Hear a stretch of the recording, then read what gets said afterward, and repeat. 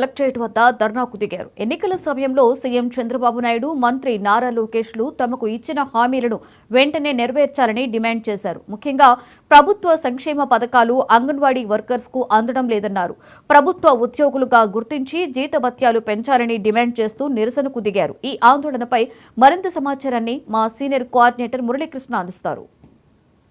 ఏర్పడి సంవత్సరం గడిచింది. ఈ నేపథ్యంలో అంగన్వాడీ వర్కర్లు ఇవాళ రోడ్డెక్కారు. నెల్లూరులోని కలెక్టరేట్ వద్ద ఒకసారిగా తమ నిరసన తెలియజేస్తున్నారు. ఏదైతే గత ప్రభుత్వ హయాంలో టీడీపీ తమ ప్రభుత్వం వచ్చిన తర్వాత అనేక హామీలను కూడా నెరవేరుస్తామని చెప్పింది. అయితే వాటిలన్నింటినీ కూడా పరిష్కరించట్లేదని చెప్పి అంగన్వాడీలు కూడా రోడ్డెక్కినటువంటి పరిస్థితి. ప్రస్తుతం నెల్లూరు కలెక్టరేట్ వద్ద అంగన్వాడీకి సంబంధించినటువంటి వర్కర్స్ ఉన్నారు. ఒకసారి మాట్లాడదాం. మేడం చెప్పండి, ఏంటి ప్రధాన డిమాండ్ ఏంటి, ఎందుకు ఈరోజు ధర్నాకు దిగారు? మేము గతంలో మా సీఎం మా దగ్గరకు వచ్చి చెప్పడం జరిగింది, మీ మీద ఎస్మా ప్రయోగిస్తారా, మన ప్రభుత్వం రానిండి, మీకు మేమున్నాం అండగా, 100 రోజుల్లో మీకు జీతం వేస్తానన్నాడు.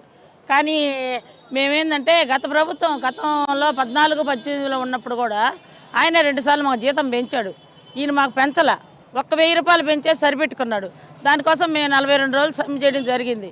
అందుకనేసి ఆయన మాటలు నమ్మాము మేము. అంటే గతంలో కూడా 2 సార్లు పెంచాడు కదా, మన కష్టాలు చూస్తూ ఉండరు కదా, పెద్ద ఆయన కదా, అనుభవం ఉన్న ముఖ్యమంత్రి కదా, మన వాళ్ళకి జీతాలు పెంచుతాడు అన్న దాంతో మేము కూడా మా వాళ్ళకందరికీ చెప్పి మేము కూడా ఆయన ఓట్లు వేయించడం జరిగింది.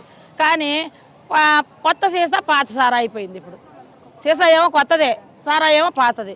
అదే లెక్కలో మమ్మల్ని ఏంటంటే ఈరోజు రోడ్డు మీదకి వచ్చామంటే మా బాధ మీరు అర్థం చేసుకోండి. ఇప్పుడు ఉండేది 700 ఉండేది ఎవరు? బిలో పావర్టీ వాళ్ళేనా? మా అంగన్వాడీ టీచర్లు, ఒంటరి మహిళల, వీడియోసా అందరూ ఉన్నారు. వాళ్ళ పిల్లలకి చిన్న పిల్లలు ఉన్నారు. వాళ్ళకి అమ్మకు 100 ఈగిపోతే వాళ్ళు ఎలా చేయాలా? ఒక్కొక్కడికి 5 మందికి నేను ఇవ్వమన్నారా జనాలు? నువ్వు చెప్పినావని ఆడ సూపర్ 6 అని చెప్పేసి ఇస్తున్నావు. అసలు ఈ వాళ్ళకి కనీసం కాన్వెంట్కి పోయేవాళ్ళకి ఎందుకు ఇస్తున్నారు మీరు? మీరు గవర్నమెంట్ బడికి పోయే వాళ్ళకి ఇవ్వండి. ప్రభుత్వం అప్పుల్లో ఉంది, డబ్బు లేదు, ఆర్థికంగా వెనకబడి ఉంది అంటున్నారు కదా, ఎందుకని 5 మందికి 10 మందికి ఇవ్వన్నారు మిమ్మల్ని? కొరవాళ్ళకి అందరికి ఎండగట్టి మేము ప్రభుత్వానికి సేవ చేస్తున్నావా లేదా? ఈరోజు వాలంటీర్లు అందరినీ తీసేసావు నువ్వు. వాలంటీర్లు చేసే మేము వాళ్ళకి పెన్షన్లన్నీ మేము చేస్తున్నాం. పెన్షన్లు కూడా మేమే ఇస్తున్నాం. కొంతమంది పాపం మేము చేయలేనన్నా కూడా బలవంతం మీద చేయిస్తున్నారు. వాళ్ళు కొంత డబ్బులు కూడా పోగొట్టుకుంటున్నారు. ఎందుకంటే వాళ్ళ టెన్షన్లో కొంత డబ్బులు 4000 పోగొట్టుకుంటున్నారు వాళ్ళు.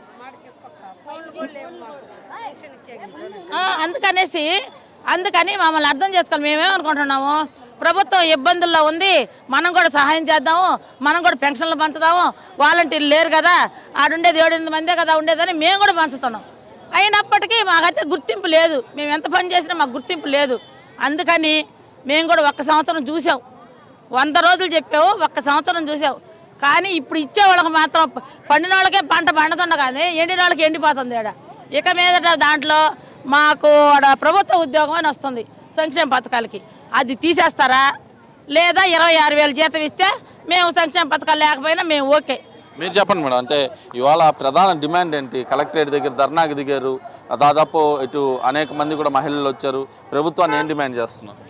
గత ప్రభుత్వం మేము ఆందోళన చేసినా కూడాను, సమ్మె చేసినా కూడాను ఎటువంటివి కూడాను మాకు అందుబాటులోకి తేలేదు. కానీ లోకేష్ బాబు గారు మాత్రం హామీ ఇచ్చారు, మా ప్రభుత్వం కానీ వస్తే మాత్రం ఖచ్చితంగా అంగన్వాడీలకి మీరు ఏదైతే సమస్యలు మాకు చెప్పారో అది పరిష్కారం చేస్తామని చెప్పడం జరిగింది. అయితే సంవత్సర కాలం అయిపోయింది. ఇప్పుడు తల్లికి వందనం వేస్తున్నారు. ఇప్పుడు ఈ మధ్యలోనే మీరు చూస్తున్నారు, 10 రోజుల నుంచి తల్లికి వందనం అనేది పడతా ఉన్నాయి. ఇప్పుడు మా అంగన్వాడీల పిల్లలు కూడా చదువుకుంటున్నారు.